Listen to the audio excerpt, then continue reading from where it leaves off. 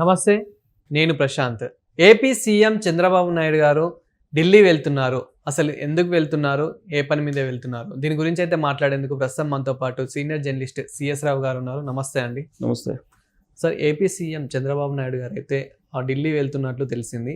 అసలు ఎందుకు వెళ్తున్నారు? మరి సీక్రెట్గా వెళ్ళడానికి కారణం ఏంటి? అంటే సీక్రెట్గా వెళ్ళటం కనుక అఫీషియల్గానే అనౌన్స్ చేశారు ఢిల్లీ వెళ్తున్నారని.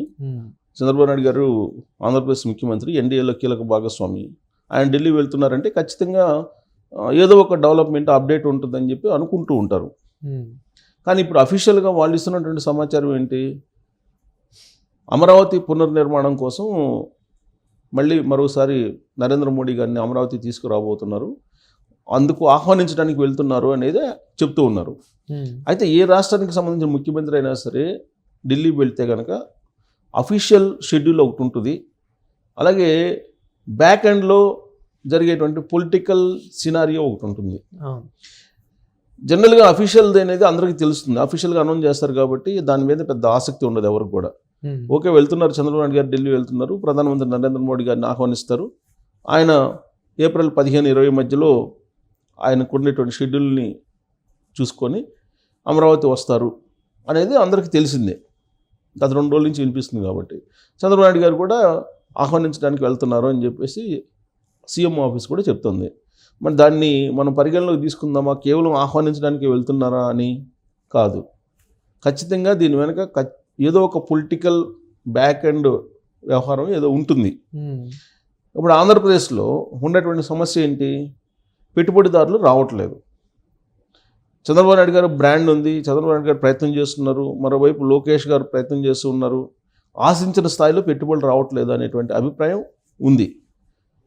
అయితే కేంద్ర ప్రభుత్వ సహకారం ఉంది. తాజాగా హట్కో తోటి ఒప్పందం కుదుర్చుకుంది సిఆర్డీఏ, 11,000 కోట్లతోటి పనులు స్టార్ట్ చేశారు. అలాగే ఏషియన్ డెవలప్మెంట్ బ్యాంక్ నుంచి కొంత అమౌంట్ తీసుకున్నారు, అలాగే వరల్డ్ బ్యాంక్ నుంచి తీసుకున్నారు. వెరసి దాదాపు 50-60 వేల కోట్ల రూపాయలకు సంబంధించినటువంటి పనులను ప్రారంభించడానికి మొత్తం గ్రౌండ్ ప్రిపేర్ చేశారు. వీళ్ళు చెప్తుంది ఏంటంటే నరేంద్ర మోడీ గారు అమరావతి వచ్చి పునర్నిర్మాణం సంబంధించిన పనులను ప్రారంభిస్తారు, ఆ రోజున 1,00,000 కోట్ల రూపాయల విలువైనటువంటి పనులకు సంబంధించినటువంటి ప్రారంభోత్సవాలు కానీ లేదా శంకుస్థాపన కానీ చేస్తారని చెప్తున్నారు.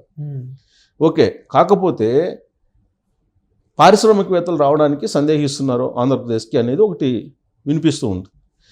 లోకేష్ గారు కూడా అనేక సందర్భాల్లో చెప్పారు, మళ్ళీ జగన్మోహన్ రెడ్డి రారని చెప్పి మీరు గ్యారెంటీ రాసిస్తే మేము పెట్టుబడులు పెడతామని చెప్పి పారిశ్రామికవేత్తలు అంటున్నారనే విషయాన్ని గతంలో లోకేష్ గారు చెప్పారు.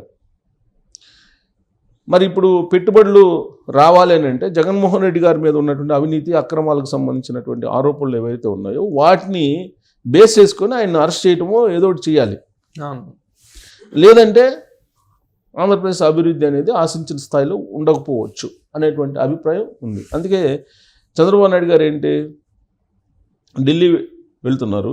ఢిల్లీ వెళ్ళిన తర్వాత ఎన్డీఏ కూటమి కాబట్టి అటు ఢిల్లీలో కానీ ఇటు ఆంధ్రప్రదేశ్లో కానీ ఎన్డీఏ కూటమి ఉంది. ఎన్డీఏ కూటమిలో అంతర్గతంగా ఏం జరుగుతుంది అనేది చర్చించుకోవటానికి అవకాశాలు ఉన్నాయి. నరేంద్ర మోడీ గారు భారతదేశానికి సంబంధించిన ఏదైనా నిర్ణయాలు విధానపరమైనటువంటివి తీసుకునేటప్పుడు ఖచ్చితంగా షేర్ చేసుకుంటారు ఎన్డీఏ కూటమి భాగస్వాములతోటి.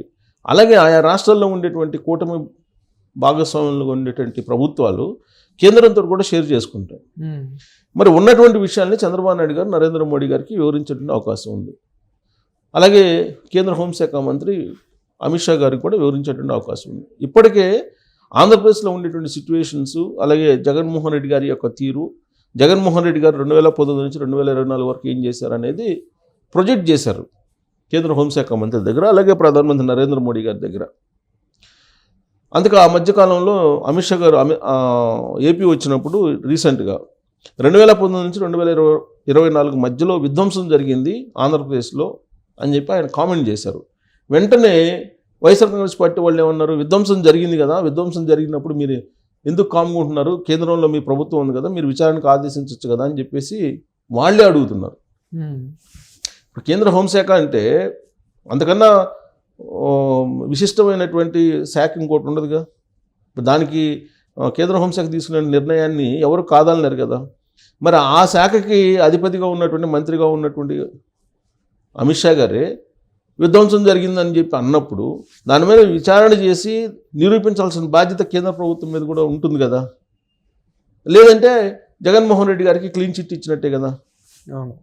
కోర్టులో ఏం చెప్పినా కానీ తర్వాత సంగతి. ఇప్పుడు విచారణకు ఆదేశించకుండా కేవలం విమర్శలకు మాత్రమే పరిమితం అయితే కేంద్ర హోంశాఖ మంత్రి అమిత్ షా గారు కానీ లేదా ప్రధానమంత్రి హోదాలో నరేంద్ర మోడీ గారు కానీ కేవలం రాజకీయపరమైన విమర్శలే అనేటువంటి కోణంలో ప్రజలు ఆలోచిస్తారు కదా. ప్రజాక్షేత్రంలో జగన్మోహన్ రెడ్డి గారికి క్లీన్ చిట్ ఉన్నట్టే భావించేలాగా వైఎస్ఆర్ కాంగ్రెస్ పార్టీ ప్రచారం అయితే చేసుకుంటుంది కదా. అదే ప్రయత్నాలు చేస్తున్నాయి కదా ఇప్పుడు. అందుకే దీని గురించి చంద్రబాబు నాయుడు గారు మాట్లాడటానికి బహుశా ఢిల్లీలో అవకాశం ఉంది, నరేంద్ర మోడీ గారిని కానీ లేదా అమిత్ షా గారిని కానీ కలిసినప్పుడు. ఇంకోటి ఏంటంటే ఇప్పుడు తాజాగా జరిగినటువంటి డెవలప్మెంట్స్ని చూసుకుంటే లిక్కర్కి సంబంధించినటువంటి విచారణ దాదాపుగా కొన్ని ఆధారాలు బయటకు వస్తున్నాయి. అవును. సిట్ ఏర్పాటు చేశారు. సిట్ కొన్ని క్లూస్ని రాబట్టింది ఏ విధంగా లిక్కర్ స్కామ్ చేశారని. ఢిల్లీ మించినటువంటి లిక్కర్ స్కామ్ జరిగింది ఆంధ్రప్రదేశ్లో అనేది చెప్తూ ఉన్నారు చంద్రబాబు నాయుడు గారే. బహుశా దీనికి సంబంధించి సిట్ విచారణకు సంబంధించిన అప్డేట్స్ని వివరించేదానికి అవకాశం ఉంది అక్కడ.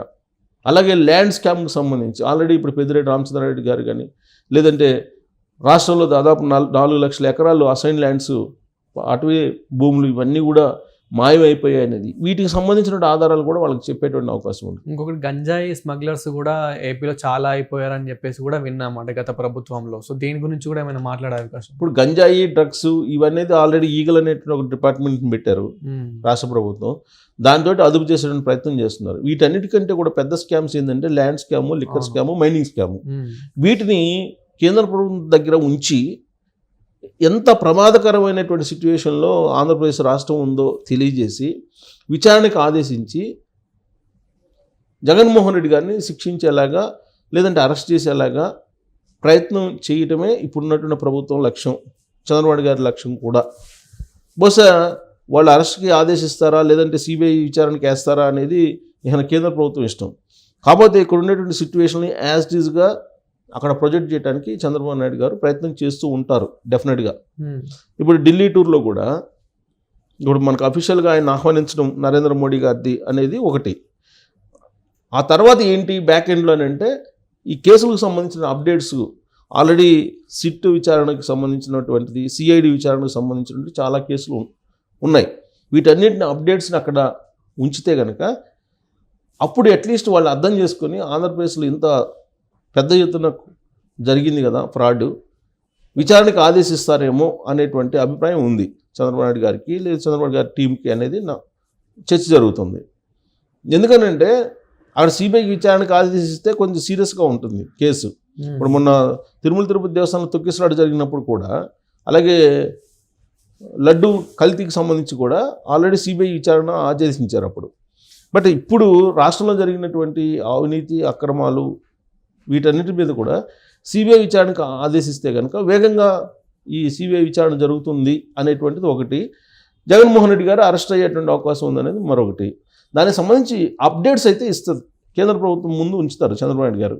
ఆ తర్వాత మరి కేంద్రం స్పందిస్తుందని అంటే జగన్మోహన్ రెడ్డి గారికి కేంద్రానికి ఉన్నటువంటి మధ్య సంబంధాలు దాన్ని బట్టి ఉంటాయి. ఈ ఇటీవల కాలంలో జరిగిన మరొక పరిణామం ఏంటంటే జగన్మోహన్ రెడ్డి గారికి అత్యంత సన్నిహితంగా ఉండేటువంటి విజయసాయిరెడ్డి గారు పార్టీకి నుంచి వెళ్ళిపోయిన తర్వాత ఆ ప్లేస్లో నిరంజన్ రెడ్డి అనే అతన్ని అక్కడ రాజ్యసభలో ప్యానల్ స్పీకర్గా వైఎస్ఆర్ కాంగ్రెస్ పార్టీ అతన్ని నియమించారు. అంటే ఇప్పటికీ కూడా ఢిల్లీలో జగన్మోహన్ రెడ్డి గారికి ఉన్నటువంటి హవా ఇంకా తగ్గలేదు అనేదానికి అదొక ఇండికేషన్. ఆ డెవలప్మెంట్ జరిగిన తర్వాత ఇప్పుడు ఢిల్లీకి వెళ్తున్నారు చంద్రబాబు నాయుడు గారు. మరి ఈయన ఇచ్చేటువంటి ఫీడ్బ్యాక్ని బేస్ చేసుకొని మరి ఆంధ్రప్రదేశ్ రాష్ట్రానికి న్యాయం చేసేలా ఢిల్లీ వ్యవహరిస్తున్నారు ఢిల్లీ పెద్దలు. లేదంటే జగన్మోహన్ రెడ్డి గారు ఆంధ్రప్రదేశ్ రెండింటిని బేరీజ్ వేసుకున్నప్పుడు ఢిల్లీ పెద్దలకి జగన్మోహన్ రెడ్డి కావాలనుకుంటే వీటిని పట్టించుకోరు, కేవలం చంద్రబాబు నాయుడు గారు ఏదో చెప్తున్నారు కదా చెప్పని అని చెప్పి లైట్గా తీసుకుంటారు. లేదు ఆంధ్రప్రదేశ్ రాష్ట్రం ఇంపార్టెంట్ జగన్ కాదన్నప్పుడు జగన్ మీద ఎంక్వైరీలు వేసి ఉన్న కేసులతో పాటు కొత్త కేసులు కూడా ఎంక్వైరీకి ఆదేశించి వేగవంతం చేసి ఆయన జైల్లోకి పంపించడానికి అవకాశం ఉంటుంది. మరి ఈ రెండింటిలో ఢిల్లీ పెద్దలు ఏం చేస్తారు అని అంటే అందరికీ స్పష్టత ఉంది. ఎందుకంటే ఫిజికల్ బంధం ఉంది కాబట్టి. ఆల్రెడీ రాజకీయాలకు అతీతమైన బంధం ఉందని చెప్పి జగన్మోహన్ రెడ్డి గారే చాలా సందర్భాల్లో చెప్పారు నరేంద్ర మోడీ గారి గురించి.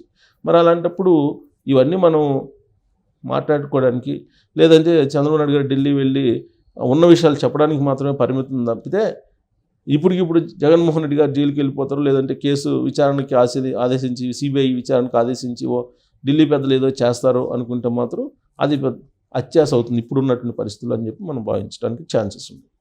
Thank you sir. Thank you.